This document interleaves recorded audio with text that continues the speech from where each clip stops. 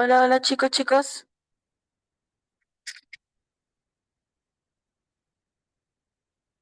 Buenos días. ¿Me puede escuchar? Sí, veo por sí. Bien, chicos, un gusto estar con ustedes nuevamente. En esta semana tenemos un feedback, así que vamos a hacer un recuento de los temas que ya hemos venido trabajando, ¿no?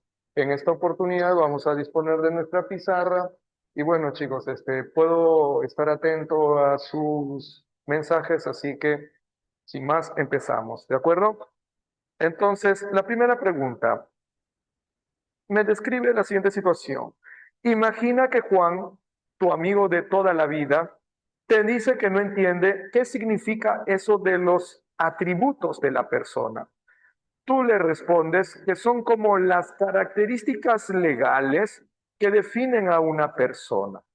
Entonces le preguntas, ¿cuál de los siguientes no es considerado un atributo de la persona según el Código Civil? Chicos, no estamos hablando de atributos entonces físicos, tampoco intelectuales o espirituales. Estamos hablando en términos jurídicos, legales. Entonces, está muy asociado con el derecho y las consideraciones que tenemos frente a la ley. ¿Sí? En ese caso, el nombre, claro que es un atributo. Todos por derecho a la identidad debemos tener nombres y apellidos, ¿cierto? De el domicilio, por supuesto que sí, todos tenemos derecho a una vivienda. Y ahí donde pernocto de manera habitual, entonces se considera mi domicilio. C, la capacidad jurídica, pero por supuesto que sí, que me hace entonces apto para ejercer ciertas actividades por mi propia voluntad. Sí, chicos, recordemos que esta se adquiere con los 18 años de edad, con la ciudadanía, ¿sí? Y de el estado civil, obvio, ¿no? Todos tenemos esta, chicos, condición frente al Estado. O somos solteros, somos casados, somos viudos, somos divorciados. Luego dice los gustos personales. Aparte eso es cambiante, ¿no, chicos? Hoy me puede gustar, por ejemplo, jugar fútbol, pero después por una mala experiencia ya no. Entonces, eso es un atributo que puede relacionarse con la capacidad o con el entorno jurídico. Claro que no. Entonces, chicos, para dar respuesta a esta primera pregunta, mi clave sería, ¿cuál sería mi clave, chicos? Enano, ¿sí? A ver, vamos con la pregunta 2. Luciana y sus compañeras desean constituir legalmente una entidad para brindar talleres comunitarios gratuitos. No buscan retribución económica y los recursos provenientes de aportes voluntarios entre ellas rechazan depender de un patrimonio fundacional y no organizan colectas públicas. ¿Qué forma jurídica corresponde a su iniciativa? Bien, chicos, entonces por aquí yo voy a recordar lo siguiente.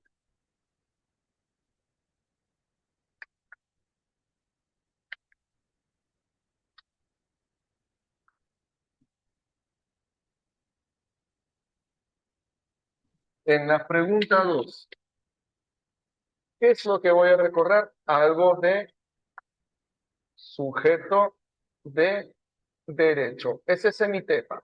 Sí, chicos, recordar aquí entonces que tenemos muchas formas de organizarnos. Dentro del sujeto de derecho, yo voy a mencionar a las personas jurídicas, que es uno de los cuatro sujetos de derechos, ¿cierto? Y las personas jurídicas sería la reunión de personas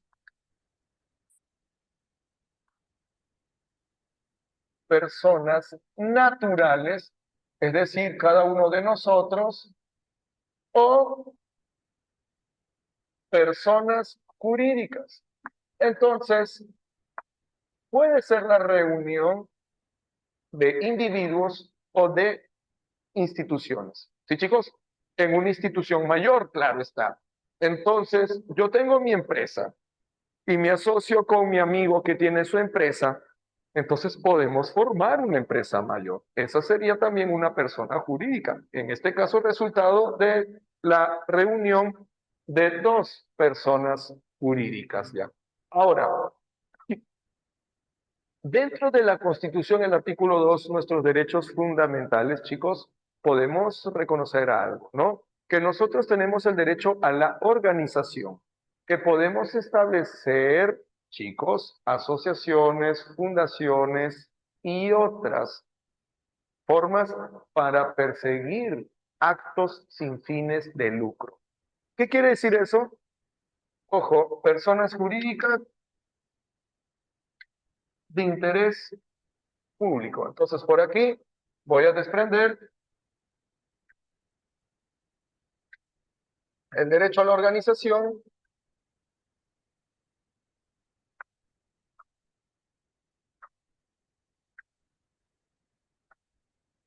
sin fines de lucro.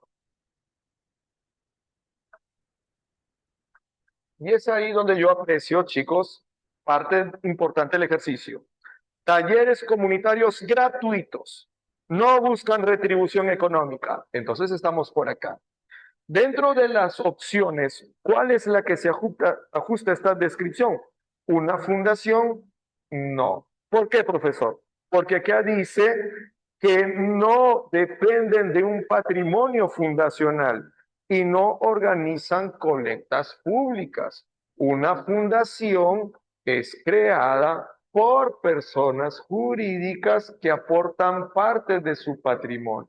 Por ejemplo, tengo la Fundación Vice, tengo la Fundación del Banco Central de Reserva, perdón, del Banco de Crédito del Perú. Entonces, chicos, la Fundación Telefónica, podemos mencionar varios en este caso, ¿no? Pero lo que nosotros vemos aquí entonces es la reunión de personas sin fines de lucro que no van a depender de un capital, de aportes, nada. Entonces esto sería una asociación. Mi clave sería bote.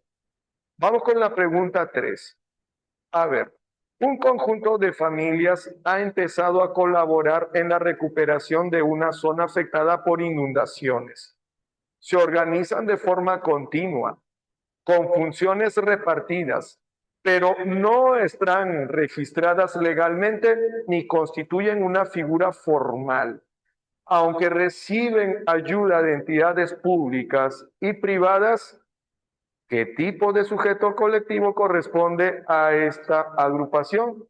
Entonces, en esta tercera pregunta, chicos, en la tercera pregunta para responderla, voy a recordar algo de sujeto de derecho también. ¿Sí? Sujeto de derecho.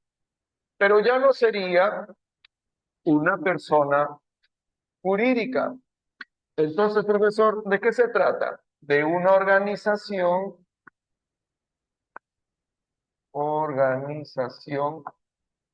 de personas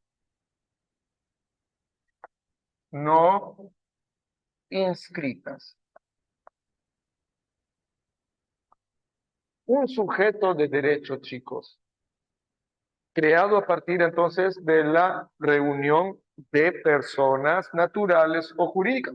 Pero, profe, ¿se parece entonces a las personas jurídicas? Se parecen, solamente que hay una diferencia clarísima. ¿Cuál, profesor? Que estas tienen existencia una vez que figuren en SUNAR, ¿sí? Tienen inscripción en el libro, en los libros de SUNAT. Sin embargo, la organización de personas no inscritas ya me está marcando eso. Entonces, profesor, como dice en mi ejercicio, no constituyen una figura formal. Ahí está. Entonces, existen en los hechos, existen en la realidad, tiene actividades, pero no está legalmente inscrita. Entonces, chicos, aquí Vamos a recordar esto. No for, no formal. ¿Ya? Por lo tanto, va a tener deberes y derechos limitados. Eso es lo que debo recordar. Deberes y derechos limitados. ¿Cuál sería mi clave entonces? Empresas de economía solidaria. No, una empresa está formalmente inscrita, chicos, está bajo el amparo, los límites de la ley, va a tener deberes explícitamente contemplados desde su constitución. Las asociaciones civiles registradas, profesor, eso se desmarca porque el ejercicio me decía que no constituyen una figura formal. Las fundaciones también son expresamente inscritas, los comités también tienen inscripción en registros públicos, entonces la clave sería enano, sin mayor duda. La pregunta 4. Valeria denunció a una empresa de mensajería porque ésta se negó a entregarle un paquete que compró en línea. A pesar de haber cumplido con el Profesor, pago, ¿sí? disculpe, entonces las asociaciones, fundaciones y comités siempre están inscritos. Sí, claro que sí. Las únicas organizaciones que están pendientes de una inscripción en registros públicos son este cuarto sujeto de derecho que hemos estudiado, que se conoce como organización de personas no inscritas. Entonces, su propia denominación nos está recalcando eso, ¿no? Puedo dar por descontado entonces que todas las demás sí tienen su inscripción en los libros de los registros públicos, ¿sí? Esa Gracias, sería, profesor. no te preocupes, doctora. 4, entonces, Valeria ha denunciado, ¿no, chicos? A una empresa por una compra, una transacción que hizo en línea. Su abogado sostiene que puede exigir legalmente el cumplimiento debido a la relación establecida. ¿Qué característica de las normas jurídicas sustenta el reclamo de Valeria? A ver, norma jurídica, ¿sí? 4. Norma jurídica. Ese es nuestro tema, ¿cierto? Y por aquí vamos a recordar que tenemos algunas características. Y empiezo, chicos, recordando esta característica importantísima que se conoce como la publicidad, ¿sí?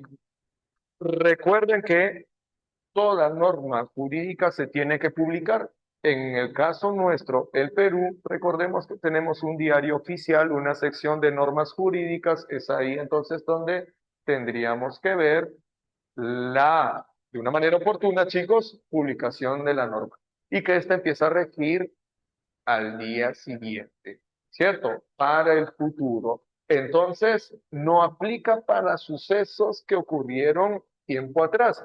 Por eso también yo debo recordar que son irretroactivas. Irretroactividad.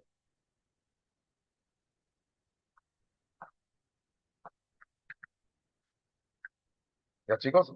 Las normas jurídicas entonces siempre van del día en el que se publica hacia adelante.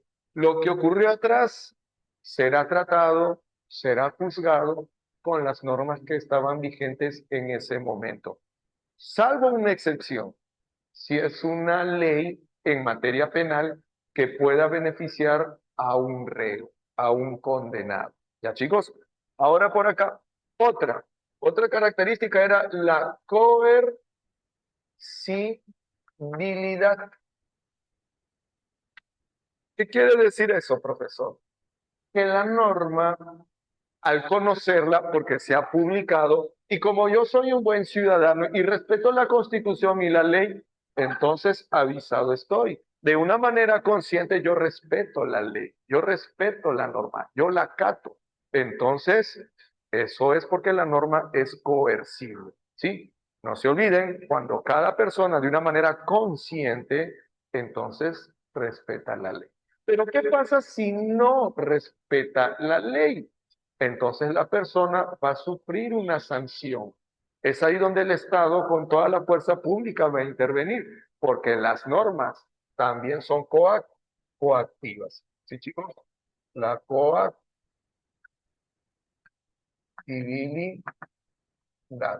Y ahora, para ir dando respuesta, veo por acá una, ¿no? La heteronimia, heteronomía. ¿Qué quiere decir eso? Hetero. Chicos, acá una cosa es la autonomía, otra la heteronomía. Las normas no me las hago yo, ¿sí? Yo no me impongo mis normas. Entonces, la norma jurídica es democrática, emana de instituciones, ¿sí? Del Estado. Entonces, lo que yo tengo que hacer es respetarlas, ¿no? Como mencionábamos entonces, las normas las hacen entidades legitimadas por un Estado de Derecho y entonces eso me dice que yo no me hago las normas, que las normas buscan el bien común. Y mi clave sería entonces la bilateralidad. ¿Por qué? Porque tenemos aquí a dos elementos importantes, la persona, el ciudadano y el Estado. Existe un derecho, existen normas y estas tienen que aplicarse entonces. Ya chicos, yo acudo a las entidades del Estado, en este caso la Administración de Justicia, para que la norma sea efectiva. Ya chicos, entonces esa relación bilateral, persona, Estado. Es el Estado el que da las normas con sus instituciones, entonces es la que tiene que garantizar su vigencia. ¿Sí, chicos? Para eso yo recurro a eso. Mi clave sería casita. Vamos con, Profesor, sí, una consulta. Creo que había mencionado en una clase que podría tener característica de retroactividad cuando beneficiaba a la persona que estaba siendo acusada. perdón, algo más suave, un poquito más despacio. Que, que cuando una persona estaba siendo acusada y había salido una nueva ley, eso podía ayudarla y ahí ya había retroactividad, creo. Claro, es lo que mencionábamos con la irretroactividad, ¿no?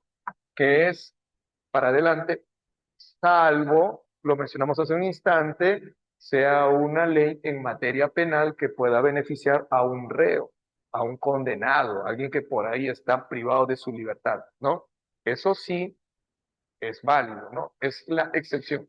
Recuerden que para una regla pueden haber excepciones, y esa es una, la que nos recuerda nuestra compañera nuevamente. ¿Sí, chicos? Vale, entonces, vamos con la pregunta número 5. En el Perú, si se promulga una ley que penaliza el consumo de marihuana, esta nueva norma deja sin efecto la norma anterior, que no consideraba delito de consumo. Así, la nueva ley reemplaza oficialmente la anterior, evitando contradicciones legales. Buen escenario, chicos, para recordar algo. ¿Cómo se llama este principio que regula la eliminación de las leyes de un sistema jurídico? Ahí está. Entonces, dentro de lo que sería, chicos, esto de norma jurídica, vamos a hablar de la derogación. ¿Sí, chicos? La derogación. Entonces, chicos, debo tener en cuenta, ¿no? Vacíos o deficiencias de la ley. Nosotros, tal vez sin ser muy instruidos en el derecho, podemos percatarnos de algo, ¿no? Y es más, muchas veces hasta en los medios de comunicación escuchamos cositas muy parecidas, ¿no? No, que la ley favorece al delincuente. Profe, que las leyes pro crimen. Profesor, mataron a mi perrito y no hay una ley que lo proteja. Entonces nosotros nos damos cuenta de los vacíos o deficiencias de la ley. Y es entonces nuestro Congreso de la República la que se encarga de adaptar las normas a nuestra realidad. Para eso existe el poder legislativo, para que a través de la ley entonces vaya regulando lo que serían las funciones de las instituciones del Estado, pero también los servicios públicos y la convivencia de la sociedad. Y es por eso que ante ciertos acontecimientos, entonces pueden darse nuevas normas, ¿no? Por ejemplo, hoy por hoy,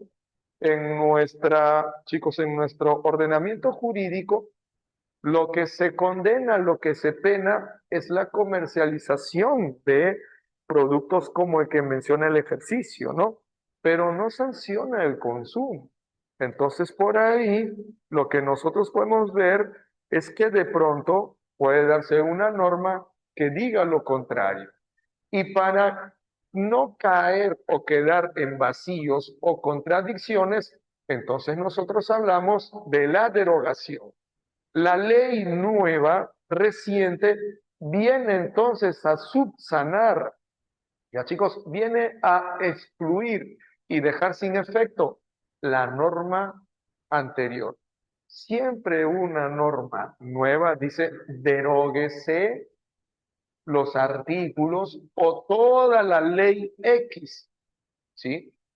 Eso entonces para no quedar, pues chicos, con vacíos o deficiencias. No sé si me puede entender, me preguntan ustedes, chicos, en todo caso, ¿me pueden hacer énfasis o poner énfasis en alguna cosita que por ahí quedó débil? ¿Ya? A ver, replanteo entonces brevemente. Chicos, nosotros estamos bajo normas. Muchas de estas son leyes, ¿sí? Y las leyes buscan regular entonces nuestra convivencia en la prestación de servicios públicos. Como las sociedades son dinámicas, las leyes tienen que ir adecuándose. Entonces pueden haber leyes que sustituyan algunas que ya no tienen mayor sentido, ¿no? ¿Por qué? Porque pueden quedar, chicos, de una manera, pues, caducas, ¿no? Pueden quedar desfasadas. Entonces, por ahí, para nuevos tiempos, nuevas normas. Y estas nuevas normas, entonces, expresamente deben derogar, deben dejar sin efecto, debe señalarlo explícitamente en su propio contenido. Ya chicos, deben dejar sin efecto las normas pasadas que puedan significar una contradicción. Chicos, ¿estamos bien? Ustedes me dirán, ¿sí? A ver si hay manito arriba, yo continúo. Perfecto. Entonces damos nuestra clave que es la derogación, ¿sí? La sustitución. Entonces, no se olviden que una ley se modifica, se sustituye con otra ley, ¿sí? O puede ser dejada sin efecto por una nueva ley. 6. El Congreso aprueba una ley que restringe el derecho de reunión en espacios públicos por motivos de orden y seguridad. Diversos juristas advierten que dicha norma contradice el artículo 15 de la Convención Americana sobre Derechos Humanos, la cual reconoce este derecho dentro de la pirámide keynesiana. Chicos, dentro de la pirámide kelsiana. Si vimos, ¿no? La pirámide de Kelsen, ahí Hans Kelsen. ¿Qué nivel tiene este tratado? Listo, chicos, listo, listo. Entonces, yo me acuerdo en la pregunta 6 en norma jurídica, el ordenamiento jurídico. Yo sé que esto puede ser un poco pesadito para algunos de nosotros, chicos, pero poquito a poquito nos vamos a ir adaptando, ¿no? El orden jurídico, entonces, el conjunto de normas que están a nuestro alcance y que como buen ciudadano debo conocer. Entonces, me permito recordar lo siguiente. La pirámide de Kehl, ¿sí? Donde teníamos 5 niveles, pero que también podemos reducirlo a 3, ¿no? A ver, profesor, ¿cuáles son? Ahí está. Primero, yo tenía el nivel constitucional. Constitucional. Después tenía el nivel legal, luego el de los decretos decretos o reglamentos, después las resoluciones o resolutivo y por último tenía las de interés particular.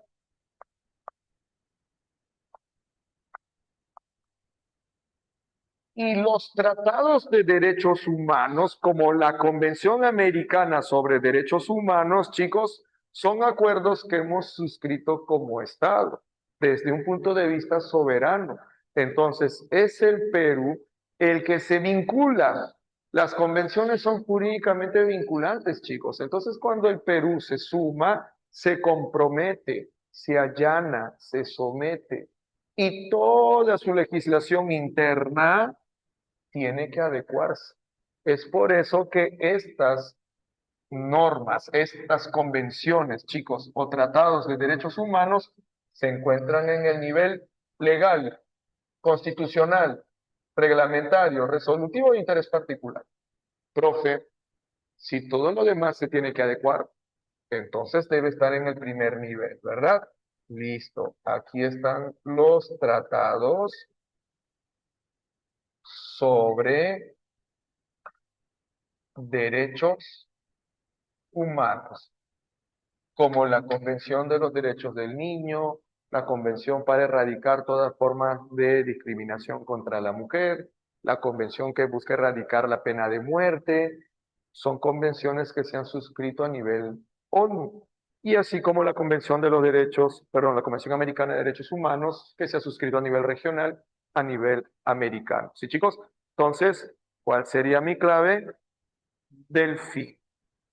Vamos con la pregunta 7, chicos. 7. Profesor, es por eso que muchas veces nos hablan del Pacto de San José, ¿verdad? Claro.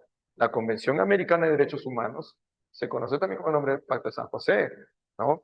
Y ustedes ya habrán escuchado, lo hemos comentado, chicos, que lo que diga esta convención va a regir, se va a imponer.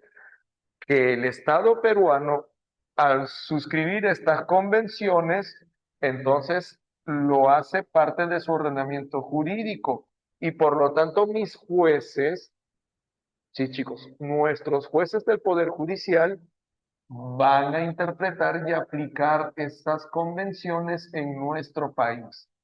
Sí chicos, lo van a tener que hacer. Es compromiso del Estado peruano. ¿De acuerdo? Ya, vamos con la pregunta 7. Durante una sesión extraordinaria del Congreso, se debatió la aprobación de un tratado internacional con implicancias en el sistema económico del país. Varios legisladores insistieron en que dicho instrumento debía ser aprobado a través de una norma específica del Poder Legislativo. ¿Cuál es el tipo de norma necesario para dicho fin? Chicos, esto lo mencionamos. Entonces, el ordenamiento jurídico, ¿no? La pregunta 7. Nuevamente tengo el ordenamiento jurídico. Y aquí, ¿qué es lo que me dice? Es un acto del poder legislativo, ¿sí? Entonces, son determinaciones o decisiones. ¿Ya, chicos? Decisiones del Congreso en el ejercicio de sus atribuciones. Entonces, chicos, el Congreso tiene atribuciones como, por ejemplo, autorizar al presidente de la República salir del país. También puede autorizar, por ejemplo, el ingreso de delegaciones militares al territorio peruano, siempre que no comprometa la seguridad nacional. Chicos, puede también otorgar la nacionalidad peruana a un ciudadano extranjero por un acto honorífico. Claro, eso ha propuesto el presidente de la República. Y así entonces tiene varias atribuciones. Y siempre que decida ejecutarlas, entonces lo hará a través de resoluciones legislativas. Resoluciones, ¿no? Aquí termina, ¿no? Diciendo, se resuelve. Según la Constitución, según la ley, según el reglamento del Congreso, el Congreso resuelve autorizar al presidente de la República del Perú salir del territorio nacional por un plazo de 5 días, de tal fecha a tal fecha. ¿Ya? Esas serían mis resoluciones legislativas. Que no se olviden, chicos, está en el segundo nivel, ¿sí? Acá estarían, por si acaso, las resoluciones legislativas. Ah, por eso que el presidente de la República no se puede, chicos, tomar a la ligera una resolución legislativa que le dio permiso para salir del país, ¿no? A ver, dice, profe, una pregunta. Cuando una ley no se cumple, ¿qué se puede hacer? Si existe una ley y una institución del Estado no cumple, ¿qué se puede hacer? Y una institución del Estado, ejemplo, Ministerio del Interior, no quiere dar cumplimiento a una ley.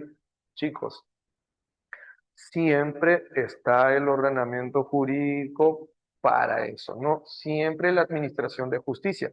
Entonces, chicos, el Estado ya ha previsto todo esto. Para eso tenemos una constitución con sus generalidades, claro, hemos dicho, ¿no?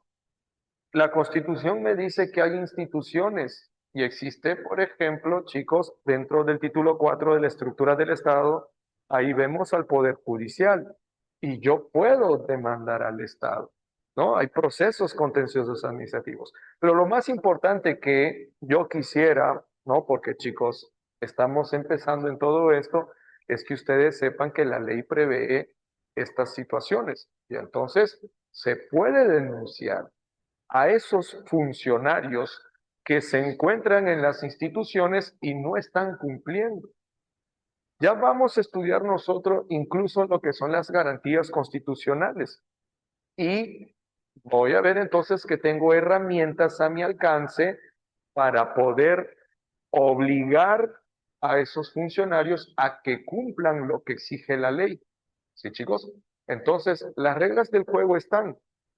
Solamente poco a poco vamos a ir conociendo, chicos, cuáles son estos objetos que están a nuestra disposición para poder hacerlas válidas, ¿no? Para hacerlas viables. Entonces, claro, lo comentamos desde ya, mi estimada, vamos a tener garantías, vamos a poder acudir a la justicia con algunas herramientas para obligar a esas autoridades a que cumplan lo que la ley exige.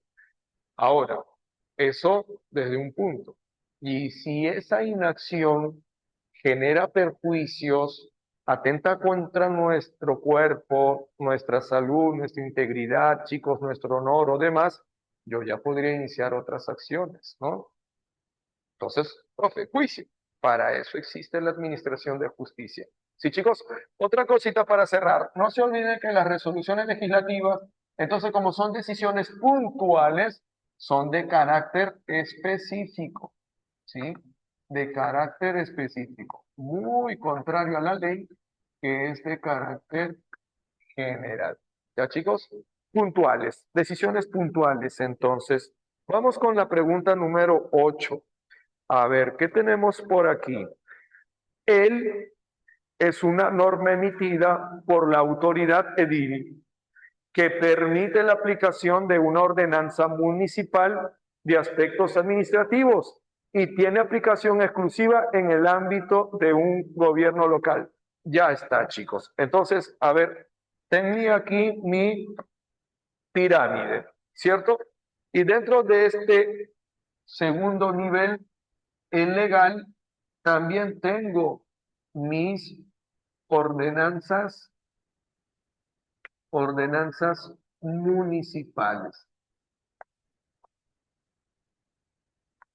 Y las ordenanzas municipales, chicos, son de carácter general. O sea, no específico como esto, ¿no? Una decisión puntual. No, no, no, no. Son de carácter general, rigen para toda la población.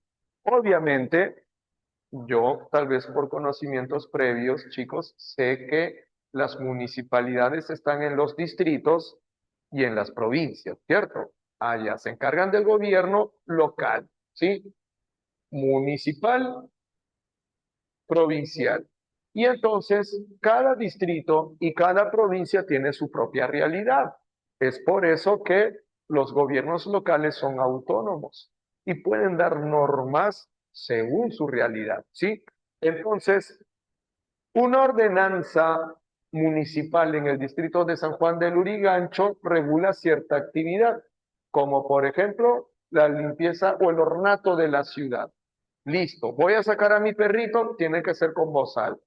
No puedo arrojar desmonte en la vía pública, ¿sí? Ahora, eso será porque en esa ordenanza, perdón, en ese distrito tenemos mucho ese problema. Pero en otros distritos tal vez hay ordenanzas que, por ejemplo, regulan el uso del claxon o tal vez también el uso de la vía pública que no son cocheras, ¿no? Entonces, por ahí, chicos, esa es una ordenanza municipal, ¿sí? Tiene todo el espíritu de una ley ordinaria, pero que no es de carácter nacional, sino distrital provincial. Ahora, esa no es mi clave. ¿Por qué? Porque me está dando más detalle. ¿Qué me dice? Permite la aplicación de una ordenanza municipal. Ah, o sea, quiere decir que la reglamenta. Y eso quiere decir entonces que está en el siguiente nivel. Eso está aquí en los decretos porque reglamentan. ¿Sí, chicos? Y aquí tendría entonces un decreto de alcaldía. Decreto de de alcaldía. Entonces, así como el presidente de la República, con decretos supremos, chicos, reglamenta las leyes ordinarias que son de carácter nacional, en una municipalidad, en un distrito, por ejemplo, será el alcalde el que va a reglamentar la ordenanza municipal que ha dado el consejo municipal. Sí, chicos, estos decretos van a ser mucho más específicos, van a detallar sanciones, amonestaciones.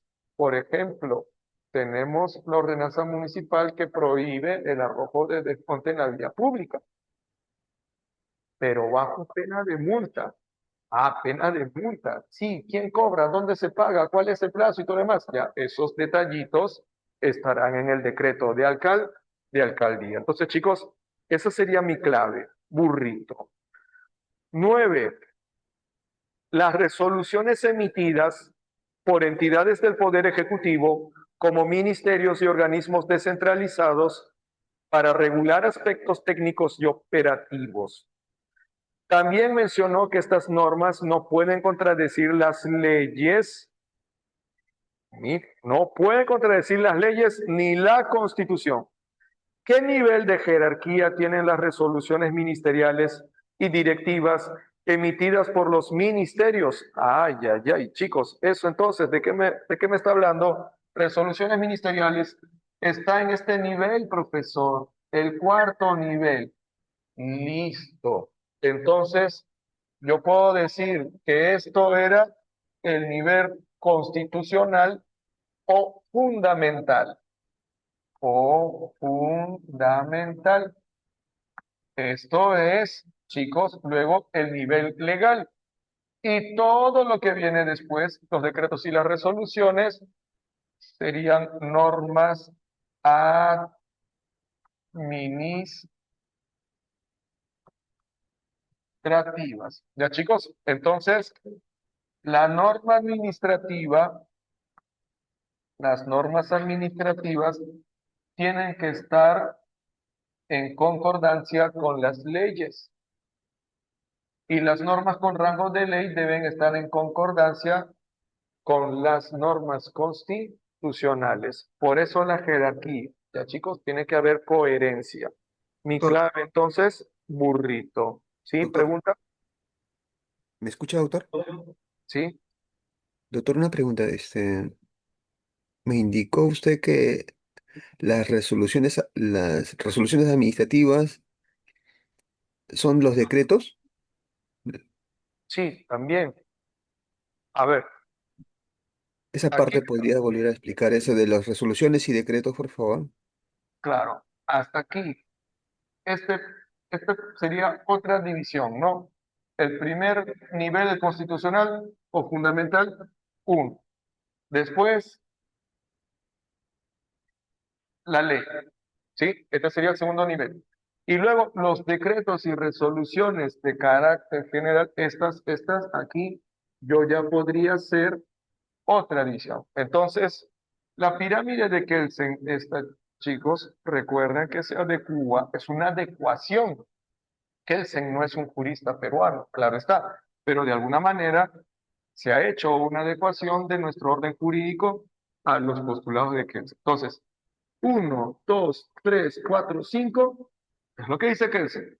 Pero en el caso de nuestra realidad, yo podía hablar tan solo de uno, dos y tres. Si solamente hablo de tres, sería entonces constitucional, legal y administrativo. ¿Sí? Entonces, todo lo que está por debajo de la ley, lo infralegal o sublegal, es de carácter administrativo. ¿Sí? Entonces, eso es lo que podríamos especificar ahora, ¿no?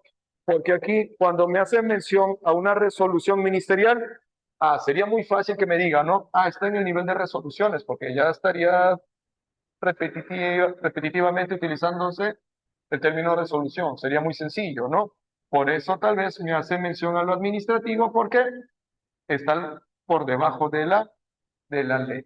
No sé si con eso me estoy explicando mejor, ¿sí? Tener en cuenta que esto me va a servir luego para mi tema de garantías constitucionales, porque habrá una garantía que busca dejar sin efecto las normas con rango de ley que contravienen la Constitución.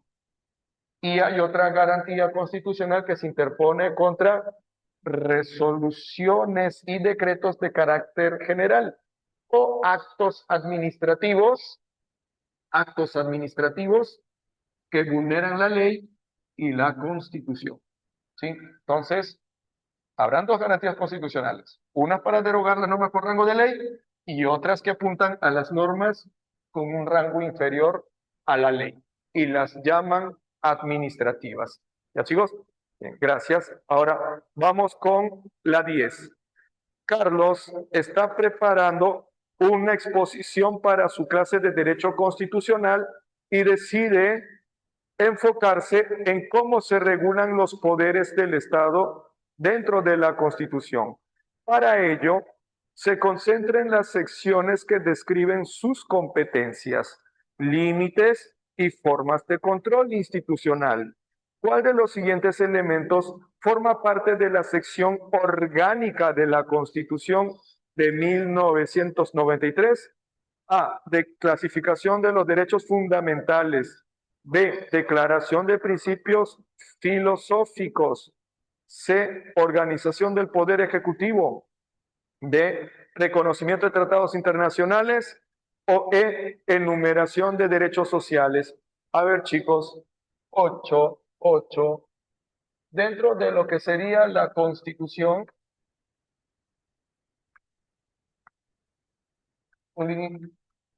voy a recordar particularmente dos partes. Ya, chicos, dos partes. ¿Cuál sería? La parte dogmática, la parte dogmática. Y luego la parte orgánica.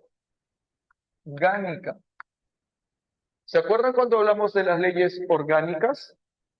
Las leyes orgánicas, profe, las que regulan las funciones del Estado, su estructura. Entonces parece que va por aquí, ¿cierto? Entonces, chicos, la parte dogmática está asociada particularmente a los derechos humanos, dentro de estos los fundamentales que no se tocan, son inalienables, ¿sí? Inviolables. Entonces, por ahí, esa partecita No puede ser, pues chicos, objeto de una inestabilidad. ¿Ya? Entonces, los dogmáticos, recuerden, no se cuestionan. Los derechos fundamentales se quedan ahí. Es un capítulo abierto porque se pueden agregar más derechos, pero no se pueden excluir los que ya están consagrados. La parte orgánica, entonces es la parte institucional, ¿no? Acá tenemos una estructura y parte de la estructura del Estado peruano es, pues chicos, el poder ejecutivo. Entonces, con ese término, organización del poder ejecutivo, también ya me había dado mucha, pero mucha luz. Ya chicos, entonces mi clave sería casita. Estamos con el tiempo ya, ¿no? A ver, 11. Ya chicos, una más. Milagros, asesora del despacho parlamentario de un congresista, fue consultada sobre el procedimiento necesario para modificar el artículo 6 de la Constitución relacionado con los deberes del Estado frente a la infancia. Ella explicó que existen dos caminos alternativos. ¿Qué procedimiento explicó Milagros para una reforma constitucional? Chicos, la 9. Esta fue la 10. La 11. Reforma constitucional. ¿Sí? ¿Qué es lo que veo ahí? Al Congreso de la República. Toda reforma constitucional, chicos, sí o sí tiene que pasar por el Congreso de la República. Congreso. Y tenemos dos vías, dos posibilidades. Primera vía, primera opción. ¿Cuál será, profesor?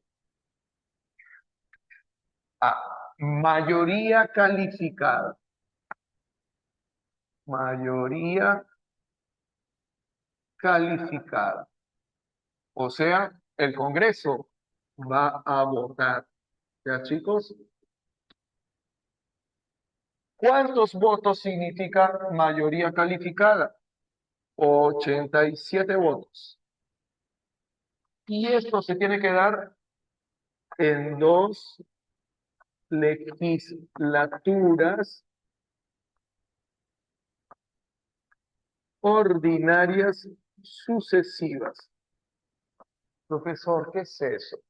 Yo sé que vamos a trabajar poder legislativo, vamos a estudiar más del Congreso de la República, chicos, pero solamente hacerles saber que el Congreso tiene, así como todos nosotros, vacaciones.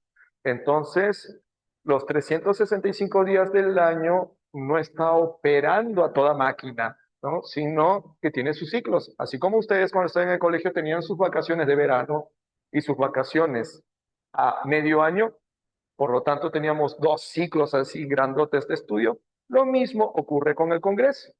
Tiene su receso parlamentario, sus vacaciones en verano y a medio año. Entonces, en un primer ciclo de trabajo, deben superar los 87 votos. Se van de vacaciones, vuelven a otro ciclo de trabajo, ahí le darán la segunda votación. Si vuelven a superar los 87 votos, entonces chicos, ellos lograron la reforma parcial de la Constitución. Por ejemplo, tenemos ahí el caso de la bicameralidad, ¿no? Porque es 2026, vamos a elegir a diputados y senadores. Profesor, pero si no supera los 87 votos, ¿qué ocurre? Puede quedar viva la segunda vía.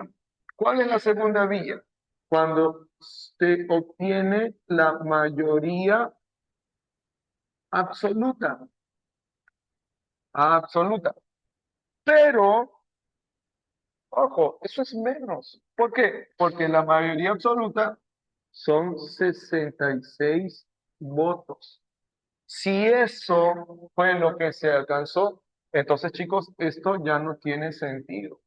Pero hay una posibilidad todavía que tocaría que el Congreso, chicos, los congresistas procedan a convocar a un referéndum. Entonces, chicos, de estas situaciones, ¿cuál está en mis alternativas?